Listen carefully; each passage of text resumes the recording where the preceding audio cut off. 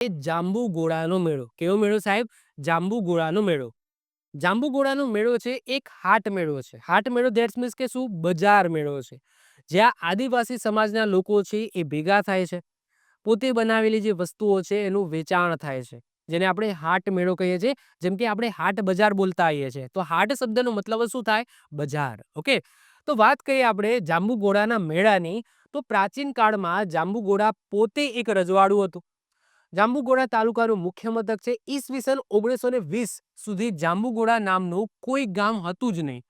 ત્યારે બે હરોળમાં દુકાનો ધરાવતું એક નાનકડું બજાર, જેને આપણે હાટ કહીએ છીએ, એ બજાર હતું. એવું કહેવાય છે કે એક અંગ્રેજ અધિકારી આ બજારમાં આવ્યો અને એને પોતાનો ઘોડો છે એ જાંબુના એક વૃક્ષ સાથે બાંધ્યો. એ ઘોડો દોરડું તોડીને ત્યાંથી નાસી છૂટ્યો અને મળ્યો જ નહીં પછી. ઓકે, ભાગી જ ગયો.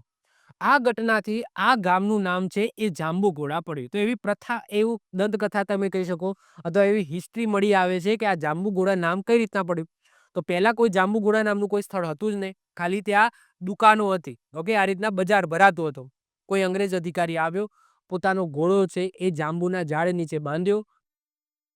ઘોડો છે એ દોરડું તોડીને ભાગ્યો, મળ્યો જ નહીં અને ત્યારથી આ નામ જાંબુઘોડા પડ્યું એવી માન્યતા છે. આ જાંબુઘોડા પાસે વન્ય વિસ્તાર આવેલા કડા ડેમ પ્રાકૃતિક સૌંદર્યની દ્રષ્ટિએ બે નમૂન છે.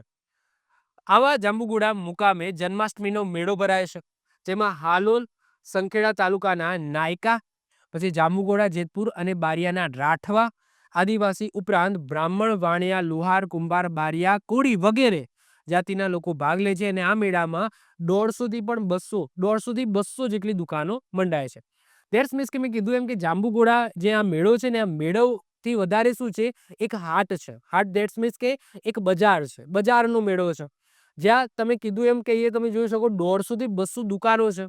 જે આદિવાસી ભાઈઓ છે પોતે બનાવેલી, હાથથી બનાવેલી અથવા તો પોતે પરંપરાગત જે પણ વેપાર કરતા હોય તેવી વસ્તુઓની દુકાન અહીંયા ખોલે છે અને અહીંયા લે વેચ થાય છે. ટૂંકમાં અહીંયા આદિવાસી સમાજનો એક બજાર તમે કહી શકો આ જાંબુઘોડાનો મેળો છે.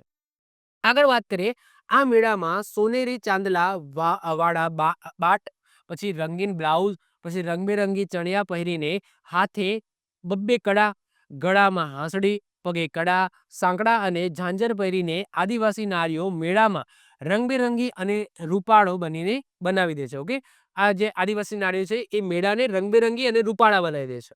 આ વિસ્તારમાં વધુ વરસાદ થતા જાંબુઘોડાના જંગલો નવપલ્લવિત થાય છે, મતલબ કે નવા પાંદડા આવ્યા હોય એમ, અને પ્રાકૃતિક સૌંદર્યમાં વધારો કરે છે. અહીંયા ગાઢ જંગલો અને લીલી વનરાજીના પરિણામે વન્ય પશુ પંખીઓનો નિર્ભય બની જાય છે. મતલબ કે આ બધું કોઈ મહત્વનું નથી, આમાંથી કોઈ ક્વેશ્ચન નહીં પૂછાય, પરંતુ આજુબાજુનો જે વિસ્તાર છે અને જે સમય છે એ અનુરૂપ અહીંયા પ્રશંસા કરી છે એ વિસ્તારને.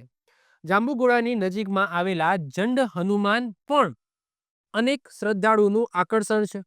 તો વળી જાંબુઘોડાના રાજવીઓનો મહેલ પણ હેરિટેજ પેલેસ તરીકે પ્રવાસનું એક આગવું મહત્વ ધરાવે છે. એટલે કે એ જ્યારે બધા આવે છે ત્યારે આ જંડ હનુમાન જે મંદિર છે તેની પણ મુલાકાત લે છે અને જાંબુઘોડામાં જે મહેલ આવેલો છે એ જાંબુઘોડાના મહેલની પણ મુલાકાત લે છે, એવું અહીંયા લખેલું છે. બસ પણ એટલું યાદ રાખજો કે જાંબુઘોડાનો મેળો છે, આ મેળો કરતા એ વધારે વેપારનું કેન્દ્ર છે આદિવાસી સમાજની અંદર. આવી જ રીતના ઓછા સમયની અંદર મહત્વપૂર્ણ નોલેજ મેળવવા માટે અને મને સપોર્ટ કરવા માટે આજે જ આપણી યુટ્યુબ ચેનલ ટીચિંગ કિશન ક્લિપને સબસ્ક્રાઇબ કરો.